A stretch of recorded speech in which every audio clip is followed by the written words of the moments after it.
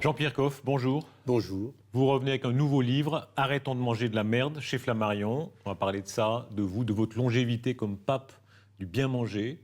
Vous avez 75 ans, Jean-Pierre Coff. Oui, Oui. oui, vous le confirmez. Ah oui, je vous dis franchement, oui. Comment vous faites pour n'être jamais lassé? Vous avez été animateur télé, radio, écrivain, restaurateur, vous avez fait tout. Vous n'êtes pas lassé? Ah ben non, ben, je voudrais que ça continue, moi. Moi, je suis prêt à faire tout ce qu'on veut demain, ça m'amuse. Dès l'instant où c'est pas quelque chose que j'ai fait, je n'aurais pas envie d'ouvrir un restaurant, la télé, ça va. J'ai quitté Drucker parce que je trouvais que 10 ans, il fallait laisser la place aux jeunes. Il y a des gens qui peuvent avoir envie de mener le même combat que moi, et pourquoi rester en place alors qu'on serait 2 ou 3 et que ça serait encore mieux. Le truc, c'est quoi, le matin quand vous vous levez, pour avoir envie, comme vous dites? Qu'est-ce que je vais apprendre? Hein? C'est ça, c'est la curiosité. Si vous êtes plus curieux, vous vous étiolez, vous vous videz, quoi. Il faut... Moi, le matin, je lis 5 journaux. Tout ce qui paraît le matin, ce qui paraît le soir, je lis tout. Ça m'intéresse. Le fil rouge, c'est quoi de toutes ces activités? Vous avez fait tellement de choses, les téléspectateurs, lecteurs vous connaissent dans tous ces rôles-là. Le fil rouge, c'est quoi, la cohérence? Ne pas s'emmerder. Ne pas s'emmerder. Essayez toujours de se distraire, de rencontrer des gens, d'avoir la curiosité en éveil, d'apprendre. Voilà. Quand vous avez résolu ça le matin et vous dites tiens, qu'est-ce que je vais lire, même si vous lisez qu'un chapitre, je sais pas, mais rien, quelque chose qui va vous nourrir, qui va vous apprendre quelque chose, qui va vous poser une question, qui va vous faire réfléchir, etc. Qu'est-ce que je vais faire à manger demain pour des gens qui n'ont pas d'argent et qui doivent manger quand même des produits de qualité? Qu'est-ce que je pourrais bien faire? Bon, ben, qu'est-ce qui m'inspire? Qu'est-ce que je veux? Et puis travailler, arrêtons de manger de la merde, c'est votre marque de fabrique. Quand on a le bouquin en main, on se dit d'abord ça va être un pamphlet, un coup de gueule, etc. En fait, c'est très documenté, on voit que vous avez bossé, comme on dit, hein. Vous connaissez votre sujet sur le bout du doigt. Mais écoutez, est-ce que j'ai bossé? Je dirais pas ça. Je dirais j'ai eu beaucoup de chance. J'ai eu beaucoup de chance parce que, vous savez, quand j'ai commencé à faire de la télé en 84, c'était une époque où on avait encore accès à l'agroalimentaire. Enfin, on pouvait aller derrière, là, voir ce qui se trame. Maintenant, c'est plus possible. Et je constate que mes confrères journalistes, très souvent, ils s'inspirent de Google, de Wikipédia, pire que tout, etc. Ah, ils font copier-coller, Voilà. ils bidouillent un peu. Et ils font de l'info avec ça. Et moi, puisque je travaille pour une grande enseigne de leur discount, j'ai la chance de pouvoir, en 2014, rentrer dans pratiquement toutes les usines agroalimentaires, puisqu'on travaille avec pratiquement tout le monde, enfin, dès l'instant où les qualités sont admises et reconnues. Et donc, je vois comment ça se passe. Et le fait que cette population, les journalistes, jettent l'anathème, vous avez la grande distribution, c'est l'agroalimentaire. On bouffe de la merde, ben oui, forcément, c'est fait dans des usines. Mais personnellement, je vous avoue que je suis plus rassuré en 2014 de manger un produit qui a été fait industriellement, c'est-à-dire sans risque sanitaire, sans risque d'hygiène, plutôt que d'aller manger dans une famille où on ne sait pas ce qu'il y a dans le frigo, où ça reste là-dedans parce qu'on s'imagine qu'il y a un réfrigérateur, Avec conservateur à vie. Avec les dérives, alors vous décrivez certaines d'entre elles, certaines ont défrayé la chronique ces derniers mois. Le scandale, par exemple, de la viande de cheval vendue pour du bœuf. Oui, mais je trouve que ça n'a pas été traité comme ça devrait être traité. On dit, oui, ce Spanghero, le malheureux, il avait vendu son affaire. Je ne veux pas dire que Monsieur Spanghero est un ange de l'agroalimentaire. C'est surtout pas ce que je dis. Hein. Je dis simplement que c'était facile pour la plus grande coopérative agricole française dont c'était la filiale. C'est plus facile de faire passer l'escroquerie, parce que ça s'appelle une escroquerie, tromper le consommateur, alors qu'une coopérative est faite pour défendre le monde agricole. Jean-Pierre Coff, on a découvert quand même à quel point ça survit. Hein. Le minerai de viande, par exemple, c'est une chose qu'on ignorait, le grand public. Mais moi, je ne connaissais pas depuis l'expression. 30 ans. Alors, comment est-ce que c'est encore possible? Expliquez d'un mot ce que c'est que le minerai de viande, d'abord. Mais non, le minerai de viande, les gens vous racontent... Le minerai, c'est un terme générique pour dire tout ce qui est haché. Hein. Voilà, en gros, c'est ça. Quand vous faites des tomates farcies industrielles, quand vous faites des lasagnes, vous achetez du minerai. Le minerai, c'est généralement des bas morceaux, de la découpe. On racle la carcasse, hein. À un moment donné, il n'y a plus Ouais. rien à racler. Quand vous avez enlevé les muscles, il n'y a plus rien. Qu'est-ce que vous enlevez? Vous enlevez du suif. Ouais. C'est pas l'os, il sert à faire des consommés. On n'a pas intérêt à le racler trop, parce que sinon, quand vous faites un consommé, les bouillons cubes ou ces trucs-là, ben, vous n'avez plus rien dans votre flotte. Donc, n'oubliez pas que la base de l'agroalimentaire, c'est l'eau et l'air. N'oubliez pas qu'on a quand même, vous comme Bois sans doute, acheté du jambon, enfin acheté de l'eau au prix du jambon, parce qu'il y avait quand même, on faisait avec 100 kilos de viande, on faisait 150 kilos de jambon, et on payait la flotte. Est-ce que c'est normal que ça continue, par exemple? Mais non, c'est pas normal. C'est pas normal parce que d'abord, en France, on a du temps de M. Sarkozy, on a viré la moitié de la DGCCRF, qui est quand même la Direction Générale de la Consommation, etc., qui est vraiment un organisme qui était extrêmement sérieux, qui faisait des contrôles précis, qui était un organisme idéal, j'ai envie de dire, et qui soulevait les scandales. Bon, ils ont disparu, il n'y en a plus que la moitié, ils sont aux doigts de je sais pas où. Non, bien, les farines animales, c'est pareil. Pendant des années, on a dit on n'en fera plus. On en refait. C'est l'Union européenne, n'est-ce pas, qui les autorise à nouveau. Comment expliquer ça? Alors, écoutez, ça prouve d'abord que toutes les expériences passées et les drames passés ne servent à rien et probablement qu'il doit y avoir des fonctionnaires qui soient extrêmement jeunes quand même. Mais est-ce que vous vous rendez compte quand même qu'en Europe, en dehors de cette... C'est pas dit que ça passe, hein, ça, c'est un projet... Est-ce qu'il sera acté, pas acté? Est-ce que franchement, les Européens, enfin les chefs d'État, vont pas se révolter contre cette connerie qui a comme... Ça a fait moins de morts qu'on a prévu, mais ça a été quand même un drame épouvantable. On a quand même arrêté de manger des riz de veau, etc. On a abattu un cheptel considérable, tout ça parce que les Anglais, et nous aussi d'ailleurs, on fait des conneries, on fait pas assez chauffer pour faire des économies, enfin, tout ça est assez médiocre finalement. Mais l'Europe, moi je me demande à quoi elle sert réellement. Parce que si vous avez lu mon livre, je sais que vous l'avez lu, vous avez pu voir qu'il y avait des fonctionnaires qui avait décidé de la longueur, de la hauteur du perchoir pour les poules dans les nouvelles habitations. Mais écoutez, si on veut être raisonnable, les poules en cage, on les interdit. Je crois qu'elles sont interdites d'ailleurs chez vous. On fait de la poule de plein air. La batterie est interdite en Suisse. Mais oui, bah évidemment, pourquoi c'est pas interdit en Europe? Ça sert à Précisément, rien. c'est une des découvertes de votre livre. On voit à quel point une forme de maltraitance des animaux continue. C'est-à-dire beaucoup d'animaux destinés dans l'agroalimentaire sont maltraités toujours. Ils sont non seulement maltraités, mais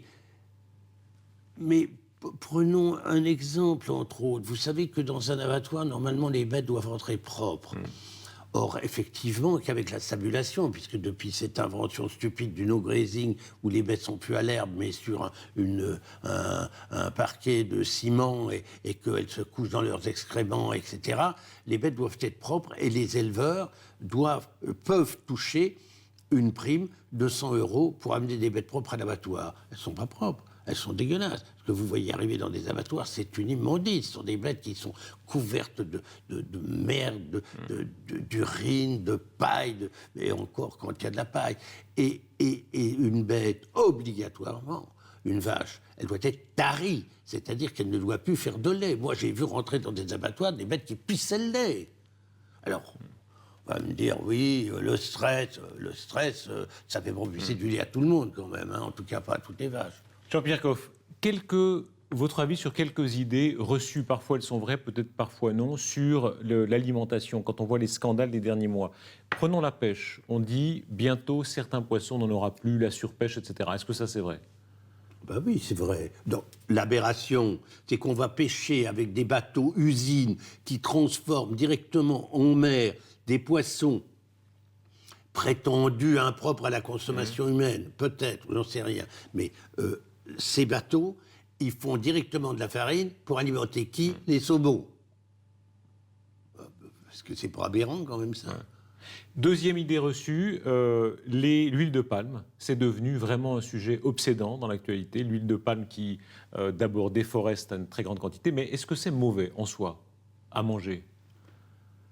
Ben, si vous mettez une huile végétale à la place d'une huile animale, ça n'a pas la même fonction. Ouais. Vous n'allez pas le matin tartiner votre morceau de pain pour votre petit déjeuner avec de l'huile de palme. Les fruits de saison, fraises, framboises, là aussi c'est obsédant. On dit il ne faut pas manger les fraises, notamment d'Espagne, etc. En même temps, elles sont pas mal parfois. Franchement, maintenant, ça commence à être parfois bon, c'est pas vrai?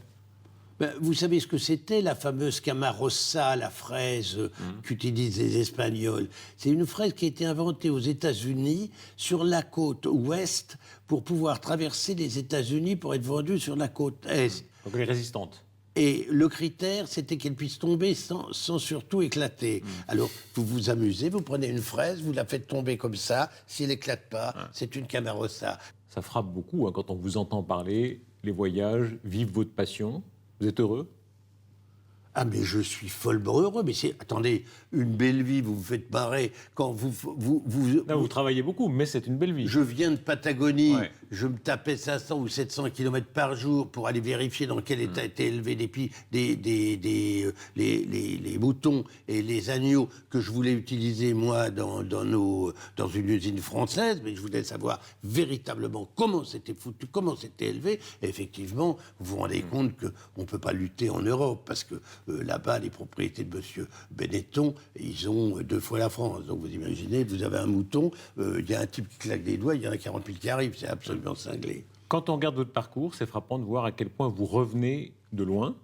Vous avez eu une enfance, une adolescence, une jeunesse qui n'était pas Puis rose. j'ai eu des faillites, j'ai perdu des enfants, mais bien sûr que tout ça c'est merdique, mais ça n'intéresse personne. Comment vous d'abord. êtes reparti à chaque fois?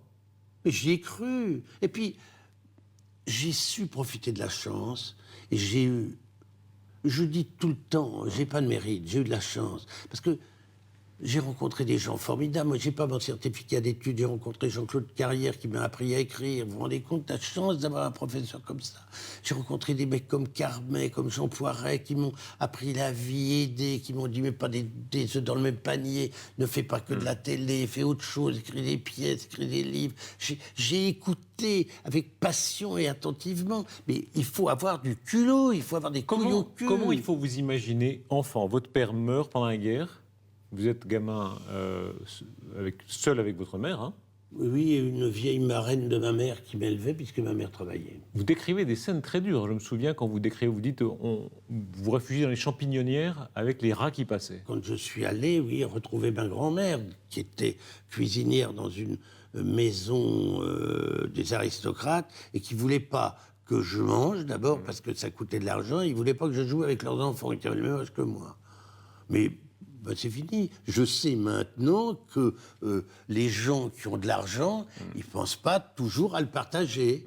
Et moi, ça m'intéresse, ça. Vous avez avec l'argent un rapport particulier. Hein. Vous en gagnez, mais vous êtes très généreux aussi. Tous ceux qui vous connaissent disent Jean-Pierre Coff invite quand il est à table, etc. L'argent, c'est quoi pour vous? L'argent, c'est de pouvoir fermer ma gueule et aller faire un puits au Burkina Faso sans que personne ne le sache. Voilà ce que c'est l'argent. Vous revenez, on le disait, de si loin, seul, avec votre mère, pupille de la nation. Votre mère était comment? Vous savez, ma mère, elle a disparu il y a quelques années.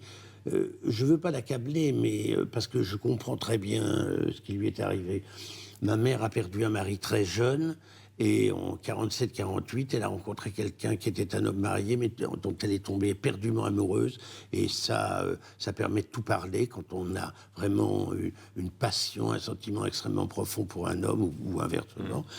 Et je pense, j'ai encore la conviction qu'elle m'a un peu sacrifié à son bonheur de femme. Et je ne lui en veux pas du tout. Mais je me suis retrouvé très seul. Donc c'était important pour elle de s'épanouir. Et qu'elle m'ait un peu oublié, c'est comme ça. Et il a bien fallu que je me démerde. Elle aimait lui plus qu'elle ne vous aimait vous? Écoutez, elle a aimé d'une façon incroyable. Il s'est marié, il a divorcé, il a épousé une autre femme. Elle a continué à être à ses côtés. C'est quand même un truc de fou. Quand il était malade et qu'il ne pouvait plus sortir, elle allait tous les jours mettre un pot de fleurs sur le banc qui était en face de sa chambre. Elle attendait. Elle ne le voyait pas puisqu'il était grabataire. C'était une passion absolument incroyable. Eh bien, qu'est-ce que vous voulez? Moi, je respecte ça. Alors, même si j'en ai pâti, puisque à la fin, c'est moi qui l'aidais. Elle ne m'a pas aidé au début. Mais moi, elle a été, non pas d'une radinerie, mais elle avait tellement d'espérance en moi qu'elle ne comprenait pas que j'avais envie d'être acteur, que j'avais envie de vivre. Oui, quand vous lui dites théâtre, elle se dit, oh là là, non. Oh là, non, elle pense que que c'est pas un métier au gars de sa vie, par exemple. Mais vous savez, Elle vous a vu réussir très bien, vous êtes devenu pour les Français une figure. Qu'est-ce qu'elle disait quand elle vous a vu réussir si bien? je vais employer une expression qui n'est pas très gentille, mais je pense qu'elle se sentait un peu merdeuse. Elle était contente, évidemment, elle ne cachait pas sa joie, mais bizarrement, elle ne cachait pas sa joie auprès de son entourage, mais vis-à-vis de moi, elle a toujours eu une distance, si vous voulez. Elle sait qu'à un moment donné, il y a eu inévitablement quelque chose qui s'est un peu cassé. Mais, vous voyez, je ne voudrais pas, et alors ça m'embête de dire ça parce que vous ne m'avez pas posé la question, mais, et j'hésite toujours à parler de ça parce que j'aurais l'air d'un flagorneur, si vous voulez, si j'oubliais les 2 ans que j'ai passés en Suisse. Et ça, je ne l'oublierai jamais. Vous savez que j'ai été recueilli par la Croix-Rouge suisse, que j'ai eu une chance formidable de tomber sur les Fleury, qui sont maintenant décédés, là, les jeunes aussi. Dans le Jura. À Montmelon-dessous, et que grâce à un journaliste, Arnaud Bédard, de l'Illustré, je les ai retrouvés après qu'ils aient vendu leur ferme, et que ces 2 années-là, que je souhaite à tous les gamins, m'ont tout appris. J'ai appris l'agriculture, la vraie, l'agriculture respectueuse de la nature. J'ai appris comment on faisait l'amour, parce que j'ai vu un cheval qui était en train de saillir une jument, et c'était une beauté absolument extraordinaire. Vous ne pouvez pas imaginer ce que c'est quand le cheval a terminé. Il pose sa tête avec une telle tendresse sur le cou de la jument que c'est très, très émouvant. C'est pourquoi moi, j'aime pas les expressions « tirer un coup », etc., même pour les animaux. C'est la raison pour laquelle je suis profondément contre l'insémination artificielle. Je pense que les animaux ont droit au plaisir exactement comme les êtres humains. Quand je pense que les cochons, on rentre le bras dedans et clac, on leur fout une giclée de je sais pas quoi, ça me dégoûte. En Suisse, vous avez été heureux, hein, vous en parlez toujours, le goût des choses, le goût de ce que vous avez mangé ici. Mais parce que, mon cher, le lait, c'était le lait qu'on allait traire, que j'ai trait moi-même, que je buvais, je savais d'où ça venait. C'est ce qui me nave, vous comprenez. Patrick O'Callaghan, vous avez peut-être vu l'étude qui est parue dans l'Express. En France, sur 10 produits, les enfants reconnaissent 3. Vous vous rendez compte? 3, ils imaginent que les pommes de terre poussent dans la terre. Vous leur posez la question de savoir le chocolat, il vient d'où? Mais même, je suis sûr qu'en Suisse, ils ne savent pas. Jean-Pierre, tablette. sur vos origines, sur votre mère, un mot quand même encore. C'est très frappant, hein, parce que c'est très rare que les gens osent dire ça. Il y a plein de familles où il y a des drames. C'est très rare que les gens osent dire, voilà, ça se passait mal avec ma mère. On garde des choses de ça, forcément. Écoutez, j'ai une fois pour toutes décidé que je ne cacherais rien de ma vie. J'ai décidé que le mensonge était beaucoup trop compliqué. Parce qu'il faut se souvenir, il faut avoir une mémoire d'éléphant et qu'on peut vraisemblablement être autre chose. Je ne trahis pas. On me confie quelque chose. Je suis le témoin de quelque chose. Je ne le dis pas. C'est à moi. C'est privé. Mais ma vie à moi, c'est la vie privée des autres dont je vous parle. Ma vie à moi, vous voyez, je suis en train d'écrire mes mémoires. Ça a été extraordinairement difficile. J'ai fait une dépression après un trimestre d'écriture, tellement j'ai voulu que ça soit clair, parce que j'ai perdu des enfants dans des conditions extrêmement brutales, douloureuses, terribles, et que finalement, la femme avec qui j'ai vécu ça vit encore. Mais je ne vois pas pourquoi je la protégerais un certain nombre de choses que je n'ai pas envie de révéler là pour le moment. Est-ce que vous vous en êtes voulu, comme souvent les gens de scène, de quand même y retourner, aller en scène, aller devant les caméras, écrire, hein, alors qu'il se passait des drames pareils dans votre vie?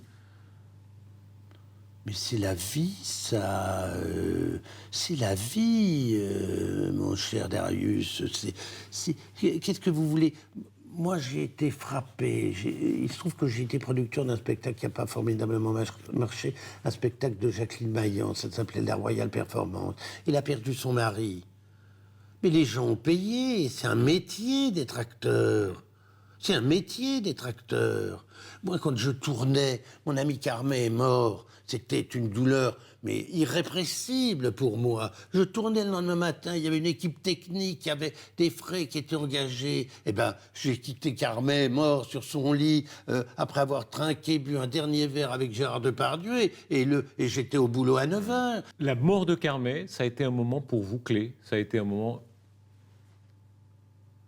Ah bon, j'en suis parmi. Moi, je peux pas voir une image de Carmet sans que ça me tire les larmes aux yeux. C'était un ami tellement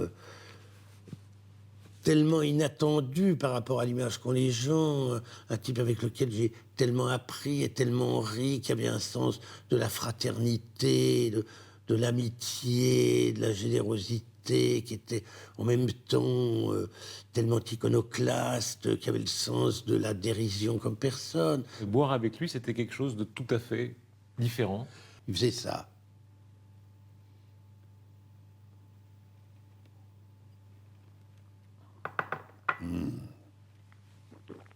Ça fait du bien aux joues. C'est formidable comme expression, non? Ça fait du bien aux joues. Et il avait un respect pour le vin. Il disait jamais ça du genou, de la cuisse, tout ça, ces mots imbéciles que les prétendus spécialistes emploient. La mort, la maladie, etc. Mais parce que c'est les moments de inévitable. bonheur aussi. Vous avez vécu beaucoup de moments de bonheur. C'est quoi les grands moments de bonheur de votre parcours?